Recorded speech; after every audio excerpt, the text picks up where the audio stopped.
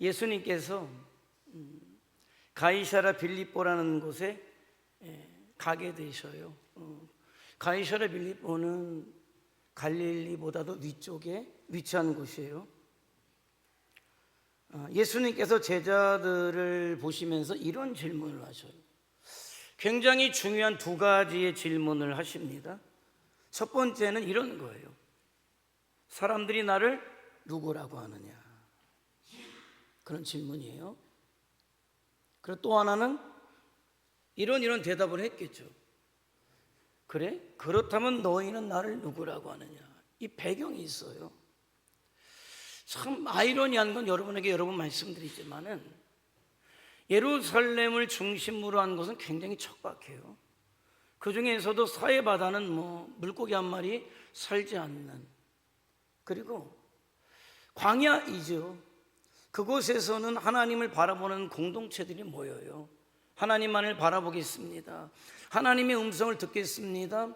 우리 주님의 오심만을 기다리겠습니다라는 믿음의 공동체들이 모여서 지금 우리가 가지고 있는 성경 중에 가장 오래된 사본을 기록한 쿰란 공동체가 그곳에 있게 되죠.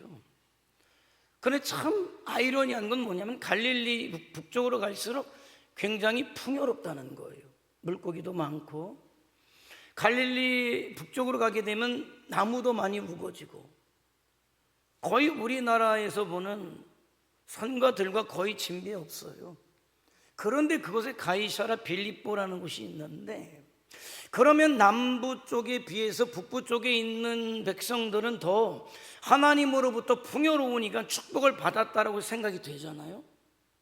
그런데 이상한 거는 풍요로운데 풍요로울수록에 어떤 모습들이 보여지냐면 우상을 숭배하는 사람들이 많다는 거예요. 그래서 가이사랴 빌립보에 가게 되면 각 골짜기마다 우상을 숭배하는 사람들이 가득했다. 거기를 예수님이 제자들을 이끌고 가게 된 거예요. 그러니까 제자들과 함께 각 곳곳에서 우상을 숭배하는, 자기들이 숭배하는 신이 참 신이다라고 하는 그 무리들 가운데에서 주님이 던지시는 질문인 거예요. 얘들아, 봤지? 저 우상을 숭배하는 사람들 봤지? 그런데 너희는, 그리고 사람들은, 이런 사람들이 나를 누구라고 하더냐? 이런 질문을 하는 거예요. 그러니까 먼저 사람들이 나를 누구라고 하느냐라는 건 보편적인 질문이죠. 그러니까 그 질문에 대해서 제자들이 답을 해요. 사람들이 그렇게 이야기하던데요. 침례 요한이라고? 왜?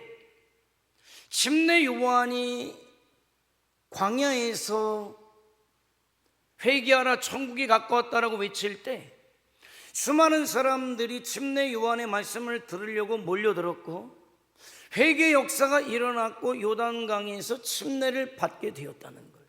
그런데 그런 역사가 예수님을 통해서 그대로 재현되었을 뿐만이 아니라 침례 요한보다 더 많은 사람들이 예수님을 따르고 있었단 말이에요. 그런데 그 와중에 침례 요한은 헤롯에 의해서 순교를 당하게 되잖아요. 그러니까 사람들이 이렇게 생각한 거예요. 침례 요한이 다시 살아났는가? 저가 침례 요한인가 그러던데요 라는 대답을 했어요. 물론 나쁜 평가는 아니에요. 예수님에 대한 좋은 평가를 하고 있어요. 오늘날도 마찬가지 아닙니까? 예수님은 인류에 영향을 끼친 4대 성인 중에 한 분입니다. 위대한 사상가입니다. 스승입니다. 맞아요. 나쁜 평가는 아닙니다만, 그러나 예수님에 대한 정답은 결코 아니죠. 그건 역시 예수님이 듣고 싶은 대답은 아니었던 거예요. 또 뭐라고 이야기합니까? 누군가는 그러던데요. 엘리야라고? 왜? 엘리야는 능력을 대표하는 사람 아닙니까? 갈멜산에서 바알 선지자, 아세라 선지자 850명과의 영적 전투에서 대결에서 그가 마침내 승리하잖아요. 불로서 응답하시는 하나님의 역사를 이루어낸 사람이 엘리야란 말이죠. 또 그가 기도하니까 3년 6개월간 하늘의 문이 막혀서 비가 내리지 아니했는데, 그가 기도하니까 하늘 문이 열리고 비가 쏟아져 내렸고 3년 6개월의 가뭄이 해결이 되었단 말이죠. 그런데 예수님께서는 그런 엘리야보다 더 큰 능력을 행하고 계셨단 말이에요. 예수님이 명하시니까 맹인이 눈을 떴어요. 못 듣는 자가 듣게 되었습니다. 나면서부터 걷지 못한 자가 걷게 되었어요. 나병병자가, 중풍병자가 치료를 받습니다. 오병이어의 기적이, 칠병이어의 기적이 예수님을 통해서 일어났단 말이죠. 그러니까 사람들이 얘기하는 거, 엘리야가 다시 나타났는가? 하늘로 승천했던 엘리야가 다시 이 땅에 내려왔는가? 그런 생각을 했단 말이죠. 오늘날도 예수님에 대해서 그렇게 생각하는 사람들이 있잖아요. 특별한 능력을 가지신 분, 초능력을 가지신 분. 그러나 예수님은 단순한 어떤 특별한 능력만을 가지신 분은 아니잖아요. 그 능력만으로 예수님을 이해할 수는 없어요. 그건 역시도 예수님에 대한 정확한 답은 아니었어요. 주님이 물론 원하시는 답도 아니었고요. 그래서 어떤 사람들이 이렇게 이야기해요. 어떤 사람들이 또 그러던데요, 선지자라고? 이 선지자라는 것은 무엇입니까? 하나님께 보내심을 받은 자예요. 하나님께서 특별히 쓰시는 사람을 선지자라고 불러요. 그러니까 어떻게 보면은 이거는 침례 요한이나 엘리야보다도 더 정확한 대답일 수는 있지만은, 그러나 예수님에 대한 정확한 답은 아닌 거죠. 그러니까 주님이 원하시는 답, 요한복음 4장을 보면 우리가 그 힌트를 얻을 수 있게 돼요. 예수님께서 사마리아 여인을 만나기 위해서 사마리아 우물가로 가시죠. 그래서 그 여인을 만났을 때 이제 대화가 이어지게 돼요. 처음에 이 사마리아 여인이 예수님에 대해 이야기할 때 나와는 상관없는 분, 그의 대답을 보면 알죠. 당신은 유대인이고 나는 사마리아인인데 왜 당신이 나와 상관없는 당신이 나에게 물을 달라고 합니까? 이렇게 이야기하잖아요. 그런데 대화를 나누면서 조금 바뀌어져요. 인식이 바뀌어져요. 그러면서 뭐냐? 이분은 나와 상관없는 분이 아니라 나에게 무엇인가를 주실 수 있는 분이다 라는 생각까지 나아가게 돼요. 그러니까 이 여인이 뭐라고 이야기합니까? 선생님, 내가 다시는 목마르지 않도록 목마르지 않는 물을 나에게 주십시오 라고 요구하게 되죠. 그러니까 무엇인가 나의 필요를 채워주실 수 있는 분까지 이 사마리아 여인이 나가요. 그런데 주님은 거기서 대화를 그치지 않으신단 말이에요. 그거는 뭐냐면 아직까지 주님께서 그 여인에게 듣고자 하는 답이 있었기 때문이다라는 거죠. 자, 그런데 주님이 그 여인과 대화를 하다가 그 여인의 부끄러운 과거를 들춰내시죠. 네 남편을 불러와라 라고 이야기해요. 그런데 자기의 부끄러운 과거를 알고 계신 주님을 만나면서 그 놀라운 영적 통찰력 앞에 그 여인이 뭐라고 고백하면, 당신은 선지자시군요, 여기까지 오게 된 거죠. 자, 이건 어떤 사람들이 예수님에 대해서 선지자라고 합니다 까지 갔잖아요. 그런데 주님은 거기까지의 답을 듣기를 원치 않으셨어요. 그러니까 끝까지 대화를 이어가시죠. 그 여인의 입술에서 고백되어지는 마지막 정답을 기다리고 계셨다. 자, 오늘 본문, 예수님께서 제자들을 통해서 사람들이 예수님에 대해서 뭐라고 말하는가를 들으신 다음에 이제 주님이 정말 듣고 싶은 답을 얻기를 원하셨어요. 그래서 이제는 대상을 바꾸어서 사람들이 그렇게 생각하냐, 그러면 교회 밖에 있는 예수님을 위대한 스승이라고, 특별한 능력을 가진 사람이라고, 선지자라고 생각한다고 치자. 그렇다면 너희들은 나를 누구라고 생각하느냐? 이제 비로소 우리 주님께서 듣고 싶은 답을 듣고자 제자들에게 질문을 던지시는 거예요. 여기서 강조된 단어는 너희는 이잖아요. 너희는. 너희는 나를 누구라고 하느냐? 지난 3년간 나와 동고동락했던 너희들, 가장 가까운 거리에서 나를 지켜보았던 너희들, 온갖 병자를 고칠 때 5병이어의 기적을, 7병이어의 기적을 베풀 때 그 현장에 있었던 너희들, 갈릴리 바다의 풍랑을 잠잠케 할 때 그 현장에서 그 능력을 지켜보았던 너희들은 나를 누구라고 하느냐? 이렇게 묻고 계신 거예요. 이 말씀은 지난 수없는 세월 동안 예배하며 찬송하며 기도를 드리면서 누구보다도 예수님의 이름에 익숙해왔던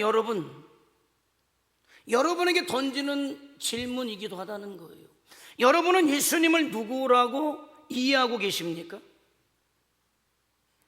이 질문 앞에 제자 가운데 수제자였던 베드로가 제일 먼저 나서서 이런 대답을 해요. 아주 단순한 대답, 그러나 아주 직설적인 대답. 그런데 그렇게 아주 단순하고 직설적인 대답이 너무나도 놀랍게도 우리 주님이 원하셨던 정답이었다는 거예요. 너희는 나를 누구라고 하느냐? 예수님의 이 질문 앞에 베드로의 대답은 이거였어요. 주는 그리스도십니다. 할렐루야. 주님께서 그토록 기다려왔던 대답, 주님은 우리가 그동안 기다려왔던 그 그리스도이십니다. 이 짧은 한마디의 기독교의 핵심적 진리가 고스란히 들어있어요. 그리스도라는 뜻은 메시아라는 뜻이잖아요. 그리스도는 기름 부음을 받은 자예요. 그리스도, 메시아, 기름 부음을 받은 자. 자, 그런데 기름 부음을 받아야만 일할 수 있는 두 종류의 사람이 있어요. 한 사람은 제사장이죠. 제사장이 일을 할 때는 기름 부음을 받아야 돼요. 그리고 왕이죠. 왕이 되기 위해서는 기름 부음을 받아야 한단 말이에요. 이 제사장과 왕은 이스라엘 역사 속에 굉장히 중요한 일들을 해요. 자, 그동안 이스라엘 백성들은 참 제사장을 기다려왔어요. 하나님께서 직접 기름을 부어주셔서 완전한 제사장의 역할을 할 수 있는 그 어떤 분, 메시아를 기다려왔단 말이에요. 그게 메시아 대망 사상이에요. 하나님께서 직접 기름을 부으셔서 그 참된 제사장이 자기들을 하나님께로 이끌어 주실 것을 기대했다는 거죠. 자, 제사장의 책임이 있어요. 뭡니까? 제사 드리는 거예요. 자, 그러나 완전한 제사장이 드리는 제사는 특별한 제사예요. 특별한 제사. 그 특별한 제사는 뭡니까? 죄인인 인간은 하나님 앞에 나갈 수 없잖아요. 죄가 해결되지 않았기 때문에 하나님 앞에 나갈 수가 없었어요. 완전한 제사장이 아닌 제사장들은 일시적으로 죄만 가리워줄 뿐이지 영원한 속죄 제사를 드릴 수 없었단 말이에요. 그래서 이스라엘 백성들은 영원한 속죄 제사를 드려줄 수 있는 제사장을 기다려왔단 말이에요. 그래서 완전한 제사장은 하나님과 인간 사이에서 속죄의 제물을 친히 준비하여서 제사를 드림으로 하나님의 진노를 풀어드리고 죄인인 인간이 하나님 앞에 갈 수 있도록 하는 분이란 말이죠. 그게 완전한 제사장이에요. 그런데 베드로가 그 고백을 하고 있는 거예요. 우리가 기다렸던 우리의 죄를 완전히 해결해서 하나님과 화목함을 이루어서 마침내 우리가 다시 하나님과의 회복된 관계를 맺을 수 있도록 친히 제사를 드려주실 분, 그분이 바로 당신입니다라는 고백을 하고 있는 거예요. 여러분이 이 제사장이라는 말, 저와 여러분이 아주 익숙한 단어로 바꾸면 뭔지 아십니까? 당신이 그 그리스도이십니다. 다시 말하면 당신은 우리의 구원자이십니다. 구세주가 되십니다라는 고백이 되는 거예요. 그러므로 당신이 우리를 구원해서 우리의 죄를 씻어주셔서 우리를 하나님 앞에 가게 하시는 분, 바로 그 구원주가 되시는 분이십니다 라는 고백인 거죠. 자, 그런데 이 고백이 여기에서만 끝나지 않아요. 예수님 당신은 제사장일 뿐만 아니라 또 어떤 고백이 들어있어요? 또 기름 부음을 받는 사람? 왕이죠. 당신은 우리의 구세주일 뿐만이 아니라 당신은 우리의 왕이십니다라는 고백이 들어있단 말이죠. 예수님은 완전한 제사장으로 속죄 제사를 드리심으로 저와 여러분의 죄, 인간의 죄를 용서해 주시고 하나님 앞에 나아갈 수 있는 길을 열어주시는 분일 뿐만 아니라 한 걸음 더 나아가서 그 주님이 저와 여러분의 생사와 복을 친히 다스리시고 이끄시는 왕이 되시는 분이십니다라는 고백이란 말이죠. 예수님, 당신은 나를 다스리시고 통치하시고 내 영혼을 주장하시고 날마다 내 삶을 인도하시는 분이십니다. 당신은 나의 왕이십니다. 그러니까 우리가 늘 하는 고백이 그거잖아요. 여러분, 예수 그리스도를 구세주와 주님으로 여러분 영접하셨습니까? 라는 질문이, 예수님이 여러분의 그리스도가 되십니까? 예수님이 여러분의 메시아가 되십니까? 라는 질문과 동일하다라는 것이죠. 그것이야말로 여러분 기독교의 가장 중요한 고백 아닙니까? 구원의 가장 핵심적인 진리 아닙니까? 예수님을 그 그리스도로 발견한 사람, 예수님을 그 그리스도로 믿는 사람, 그런 사람이 그리스도인인 거예요. 그런 사람이 성도란 말입니다. 교회 나왔다고 성도가 아니에요. 교회 나왔다고 그리스도인이 아닙니다. 집사가 되었다고, 권사가 되었다고, 장로가 되었다고 그리스도인 성도가 아니란 말이죠. 예수님을 그 그리스도로 발견하고 믿은 사람, 그 사람이 성도이고 그 사람이 그리스도인이고 그 사람이 저와 여러분이 돼야 함을 믿으시기 바랍니다. 이 중요한 고백, 예수님 당신은 그리스도이십니다. 그 고백을 받자마자 주님께서 비로소 지금까지 제자들에게 공개하지 않았던 놀라운 비밀 하나를 제자들에게 이제 밝히시죠. 그게 31절이에요 31절 한번 다 같이 한번 읽어볼까요? 31절 한번 읽어보죠. 시작.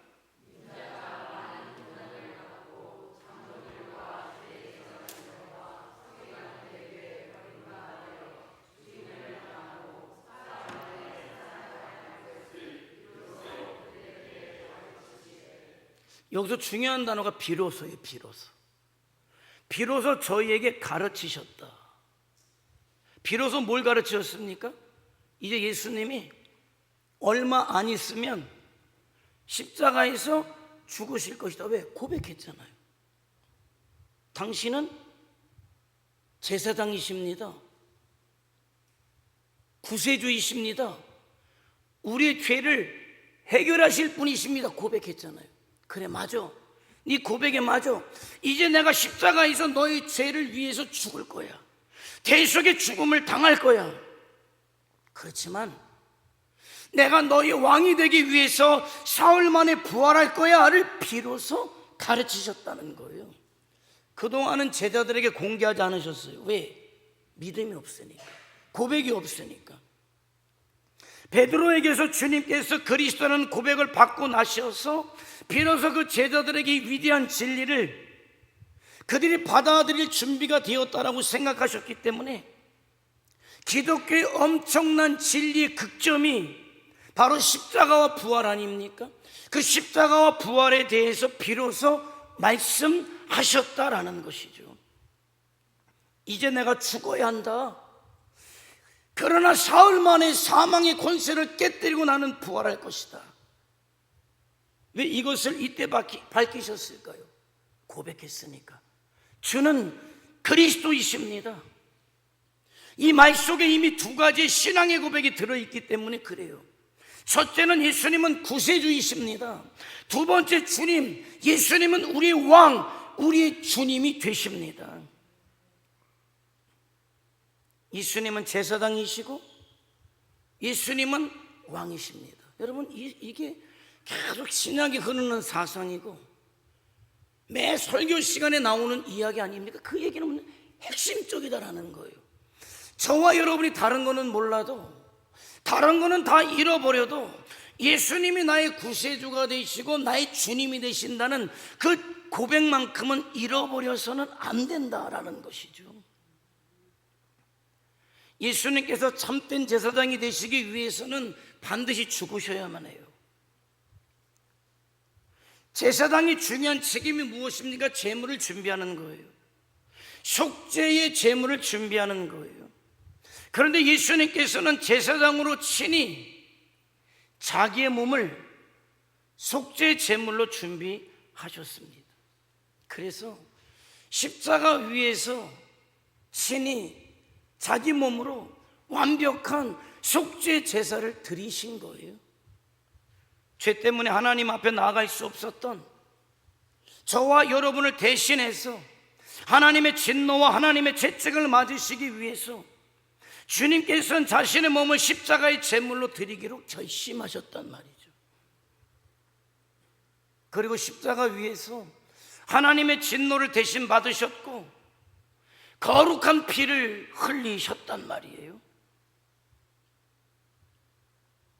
베드로의 고백처럼 참 제사장이 되기 위해서 십자가에서 죽으셨습니다.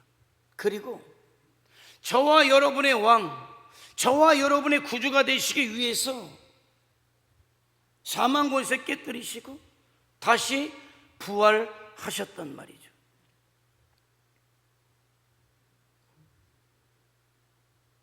저와 여러분에게 그 믿음이 없다면 저와 여러분에게는 아무것도 아닌 거예요.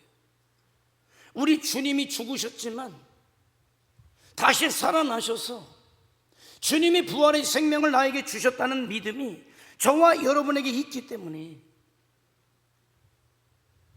저와 여러분에게 하늘의 소망이 주어지고 있단 말이죠. 예수 그리스도는 죽음으로 끝난 것이 아니라 그분은 부활하셨습니다. 그리고 지금도 살아계셔서 저와 여러분과 함께 하시고 저와 여러분의 왕이 되고 계시단 말이죠. 예수님, 당신은 그 그리스도이십니다. 이 고백을 받자마자 예수님께서 지금까지 감춰두었던, 아니 그동안은 제자들이 감당하기 어려웠던 기독교의 진리의 극점, 이 위대한 진리를 계시하시죠. 이제 나는 죽어야 한다. 그러나 부활할 것이다. 주님께서 진정으로 제자들에게, 사마리아 여인에게 듣고 싶었던 대답은 무엇입니까? 아니, 오늘 이 시간에 저와 여러분에게 듣고 싶은 주님에 대한 대답이 무엇입니까? 주는 그 그리스도이십니다. 마태복음 16장 16절은 뭐라고 고백합니까? 주는 그리스도시요 살아계신 하나님의 아들이십니다. 오늘 이 고백이 저와 여러분의 고백이 될 수 있기를 주님의 이름으로 축원해 드립니다. 사랑하는 성도 여러분, 오늘 주님께서 저와 여러분에게 물으셔요. 너희는 나를 누구라고 생각하느냐? 여러분은 어떻게 대답하시겠습니까? 저는 이미 말씀드렸듯이 베드로의 확신 있는 대답, 그러나 성령의 이끌림을 받은 그 대답이 저와 여러분의 대답이 될 수 있기를 원합니다. 예, 주님, 당신은 그 그리스도, 우리의 구원자, 우리의 주님, 우리의 왕이 되시는 분이십니다. 할렐루야. 오늘 이 고백이 이 시간 저와 여러분의 고백이 되심으로 예수 그리스도의 죽으심이 저와 여러분의 죽음이 되고, 그러나 예수 그리스도의 부활의 영광이 저와 여러분의 부활의 영광이 되어서 그 영원한 생명을 가지고 우리가 육신의 때를 마감하고 나면 이제 우리에게 도래될 하나님의 나라 영원의 때에 하나님과 함께 우리 주님과 함께 하나님의 나라에서 영생의 복을 누리는 자들이 저와 여러분이 될 수 있기를 주님의 이름으로 축원해 드립니다. 기도하시겠습니다.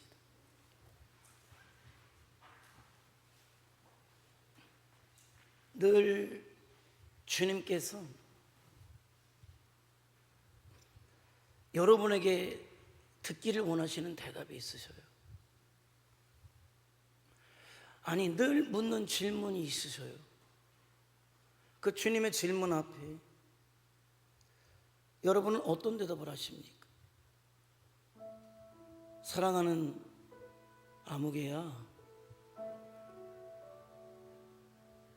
사랑하는 누구누구야, 너는 나를 누구라고 생각하니? 여러분은 어떻게 대답하시겠습니까? 이런저런 아름다운 미사 여구가 필요 없어요. 예, 예수님은 그리스도이십니다. 나의 구세주이십니다. 나의 주님, 나의 왕이십니다.